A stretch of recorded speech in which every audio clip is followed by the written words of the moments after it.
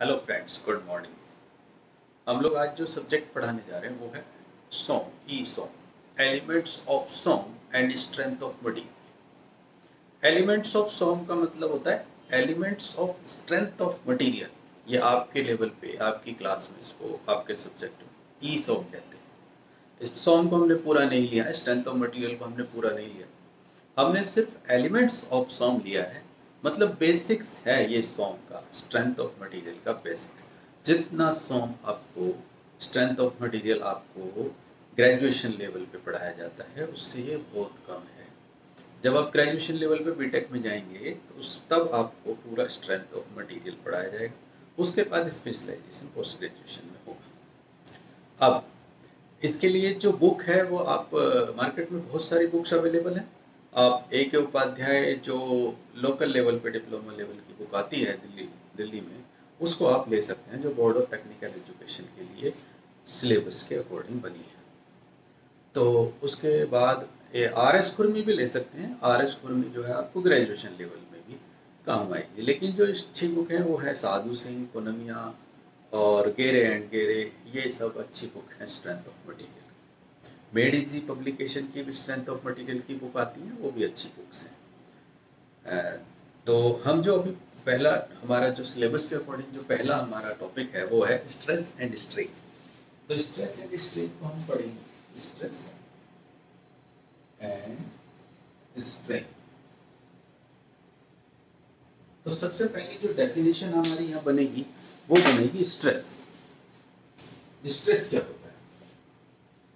वैसे तो आप सबको स्ट्रेस होता है, मटेरियल भी ह्यूमन बिहेवियर की तरह ही काम करता है। जैसे ह्यूमन को स्ट्रेस होता है, जैसे मटेरियल को भी स्ट्रेस होता है। स्ट्रेस है क्या? जब हम किसी चीज को रेजिस्ट करते हैं हमें स्ट्रेस होता है।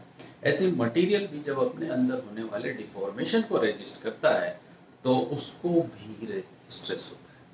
तो मतलब हम फोर्स लगाते हैं, उस फोर्स को मटेरियल रेजिस्ट करता है। मटेरियल के अंदर रेजिस्टिव प्रॉपर्टी होती है, वो उसको रेजिस्ट करता है। लेकिन वो फोर्स हम क्यों लगाते हैं? हम फोर्स लगाते हैं उसके अंदर डिफॉर्मेशन करने के लिए, या तो उसकी लेंथ में इंक्रीज करने के लिए, या उसकी लेंथ में डिक्रीज करने के लिए, या उसके शेप एंड साइज को चेंज करने के लिए हम उस पर मटेरियल पर फोर्स लगाते हैं। तो वो उसी को रेजिस्ट करता है, अपने अंदर होने वाले डिफॉर्मेशन को रेजिस्ट करता है। तब उसके अंदर एक इंटरनल प्रॉपर्टी आती है, स्ट्रेस। अब ये जो इंटरनल प्रॉपर्टी है इंटरनल रेजिस्टेंस के ही कारण आई है। Internal resistance, internal reactive resistance offered by the material to its deformation per unit cross sectional area is called stress. ये हम स्ट्रेस की डेफिनेशन दे सकते हैं। The internal reactive resistance offered by the material per unit, इसको भी बोल सकते हैं पर unit cross sectional area is called stress. ये सिंपल स्ट्रेस की डेफिनेशन है। जब टाइप्स में आएंगे तो ये एरिया रह जाएगा, पर कई जगह क्रॉस सेक्शनल एरिया नहीं आता है, कई जगह एरिया आता है सिर्फ। जैसे शियर स्ट्रेस के केस में, शियर स्ट्रेस के केस में क्रॉस सेक्शनल एरिया नहीं आता है, जिस सरफेस पर वो लग रहा होता है उस सरफेस का एरिया। तो लेकिन अभी हम सिंपल डेफिनेशन पढ़ रहे हैं, तो पर यूनिट क्रॉस सेक्शनल एरिया।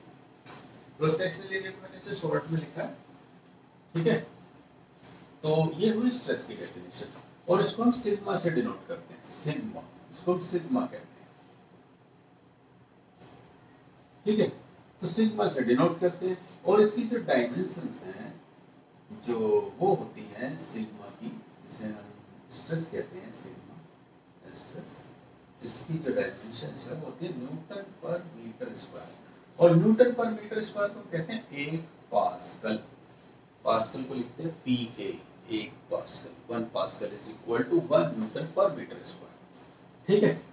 उसके बाद हम अगर बाकी जो जैसे हम बात करें types of stress, types of stress, types of stress में हमारा सबसे पहले आता है टेंसाइल स्ट्रेस।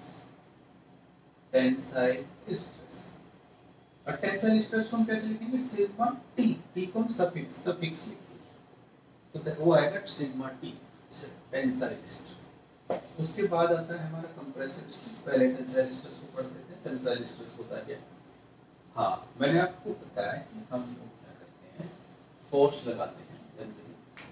तो मैं एक स्पेसिमेन बार ले रहा हूँ। स्पेसिमेन बार हम एक ऐसे किसी पार्ट को कहते हैं जो पर्टिकुलर डायमेंशंस का बना होता है, एक स्टैंडर्ड डायमेंशंस का एक पार्ट बना होता है, जिसको हम सोम लैब में ले जाके और मशीन पर टेस्टिंग करते हैं, उसको हम कहते हैं स्पेसिमेन बार। अब स्पेसिमेन बार में हम फोर्स लगा रहे हैं, मान लेते हैं टेंसाइल, ये कोई बार है और हमने इस पर फोर्स लगाई ऐसे P is the force, this is not stress, P is the force। जब हमने फोर्स लगाया P, तो ये इसकी लेंथ में इंक्रीज होगा, इसकी लेंथ L है, इसकी लेंथ में इंक्रीज होगा, जाहिर सी बात है। तो हम अगर से दो टुकड़ों में बांट लें तो पार्ट 1 पार्ट 2 ऐसे होगा। पार्ट 1 जो है वो पार्ट 2 को अपने से अलग नहीं होने देगा। एक्शन का opposite reaction according to Newton third law, वो पार्ट 2 को अपनी तरफ खींचेगा, पार्ट 1 को पार्ट 2 अपनी तरफ खींचेगा, पार्ट 1 पार्ट 2 को अपनी तरफ खींचेगा, पार्ट 2 पार्ट 1 को अपनी तरफ खींचेगा। दोनों एक दूसरे को अपनी तरफ खींचेंगे, अलग नहीं होने देंगे। तो इस वजह से इसके अंदर भी एक टेंसाइल प्रॉपर्टी है, खिंचाव है। और ये को 1 की बात है, अगर 1 को बनाए तो ऐसे बना सकते हैं अपन, P हम ऐसे लगा रहे थे और उसी फोर्स से इसको ऐसे फोर्स मिलेगा। अगर 2 की बात बताऊं तो 2 को भी 1 ऐसे ही खींचेगा अपनी तरफ, तो ये P हो जाएगा और P हम ऐसे लगाएंगे। इस P फोर्स की वजह से यहाँ पर जो स्ट्रेस डेवलप होता है दैट इज सिग्मा T। तो उसको अभी भी हम ऐसे दिखाएंगे sigma T, sigma T, sigma T। तो इसको हम कहते हैं टेंसाइल स्ट्रेस। ठीक है बेटा।